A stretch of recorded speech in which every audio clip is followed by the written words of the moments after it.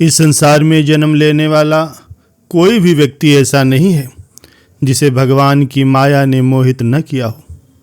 इससे बचने के लिए किसी संत की चरण शरण या सद्गुरु का सहारा लेना अत्यंत आवश्यक होता है। सद्गुरु की सेवा से जो ज्ञान और कृपा मिलती है वही मनुष्य के लिए रक्षा कवच हो जाती है। प्यारे सज्जनों, एक बार एक संत जी के शिष्य एक सेठ जी थे।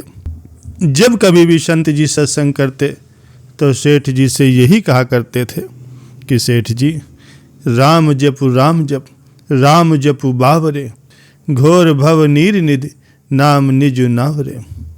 अर्थात तुम थोड़ा समय निकाल करके राम का नाम ले लिया करो, क्योंकि ये नाम निर्बलों का बल है, असहायों का मित्र है, अभागे का भाग्य है, अंधे की लाठी है और पंगु का हाथ पांव है, निराधार का आधार है और भूखे का माँ बाप है। इस कलिकाल में राम नाम ही मनुष्य का सच्चा साथी और हाथ पकड़ने वाला गुरु है। यही तारक मंत्र है। लेकिन वो बनिया सदैव यही कहा करता, महाराज मैं माला लेकर के नाम जप करता रहूं, इतना वक्त मेरे पास कहाँ है। बच्चों का पालन पोषण करना है।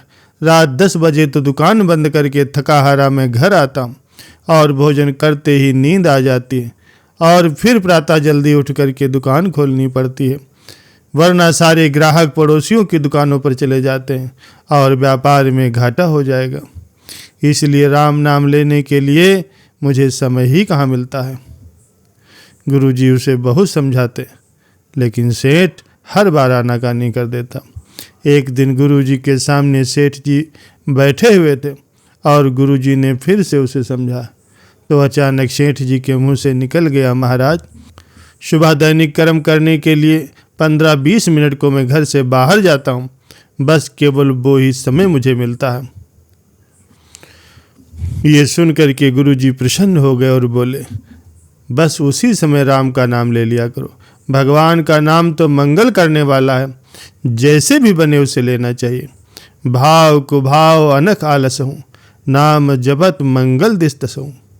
अर्थात अच्छे भाव या बुरे भाव से, क्रोध से या आलस्य से, अर्थात किसी भी तरह से नाम जपने से 10 दिशाओं में कल्याण ही कल्याण होता है। सेठ जी ने गुरु को वचन दे दिया कि बस उसी समय में राम का नाम लिया करूँगा। गुरु को वचन दिए हुए सेठ जी नित्य क्रियाक्रम करते समय जोर जोर से प्रभु श्री राम का नाम लेते। ऐसा 2-3 वर्षों तक लगातार चलता रहा। एक दिन सेठ जी प्रातःकाल अपनी इसी दिनचर्या में लगे थे। संयोगवश हनुमान जी वहाँ से निकल रहे थे। हनुमान जी ने देखा, इस अपवित्र अवस्था में मेरे इष्ट का इतनी जोर जोर से नाम लेने वाला ये दुष्ट आदमी आखिर है कौन। क्रोध में आकर के हनुमान जी ने सेठ जी की पीठ पर अपना ब्रज के समान एक घूसा जमा दिया। वही घूसा जो उन्होंने राक्षसी लंकनी को मारा था, जिसके बाद वो खून की उल्टी करती हुई पृथ्वी पर लुढ़क गई थी। बड़े आश्चर्य की बात, सेठ जी को घूसे का कोई असर नहीं हुआ और वे आराम से अपनी दैनिक क्रिया करते रहे। हनुमान जी सेठ जी को सबक सिखा करके वहाँ से चले गए। प्यारे सज्जनों, एक दिन मर्यादा पुरुषोत्तम भगवान श्री राम सरयू नदी में स्नान करके जब बाहर निकले तो हनुमान जी ने देखा कि प्रभु की कमर पर 5 अंगुलियों का एक नीला निशान स्पष्ट रूप से दिखाई दे रहा। आश्चर्यचकित होकर के हनुमान जी सोचने लगे कि मेरे प्रभु की कमर पर इतनी गहरी चोट का निशान आया कहाँ से। मेरे रहते हुए किसने मेरे प्रभु को चोट पहुंचाई।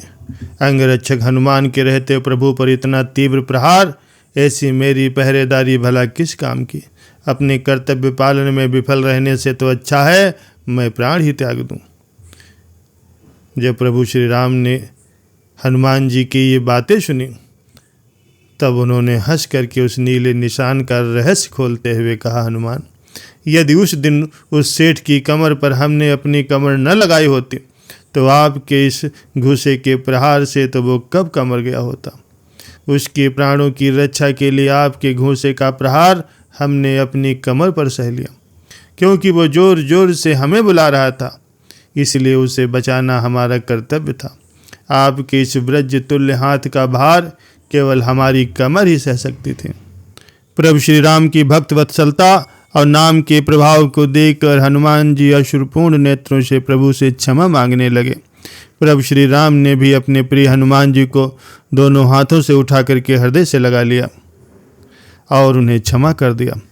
प्यारे सज्जनों, एक संत द्वारा सिखाए गए मार्ग का प्रभाव शिष्य के जीवन पर कितना गहरा असर डाल सकता है और प्रभु श्री राम के नाम में कितनी शक्ति है, ये इस प्रसंग से स्पष्ट हो जाता है। प्यारे सज्जनों, कहा भी गया है कि राम नाम मंत्र है सकल मंत्र को राज, अर्थात राम नाम सभी मंत्रों का बीज है।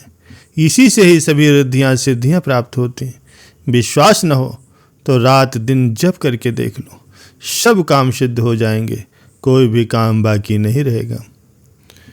परम संत तुलसीदास जी ने भी कहा है कि तुलसी अपने राम को रीझ भयो या खीज, भूमि पड़ा जामे सभी उल्टा सीधा बीज। तुलसीदास जी ने राम नाम की महिमा को बखान करते हुए कहा है कि राम का नाम चाहे मजबूरी में लिया जाए या प्रसन्न मन से लिया जाए, वह अपना प्रभाव तो अवश्य दिखाता है। जिस प्रकार से भूमि में बीज चाहे सीधे बोए जाए या उल्टे, अंकुर तो निकलेगा ही।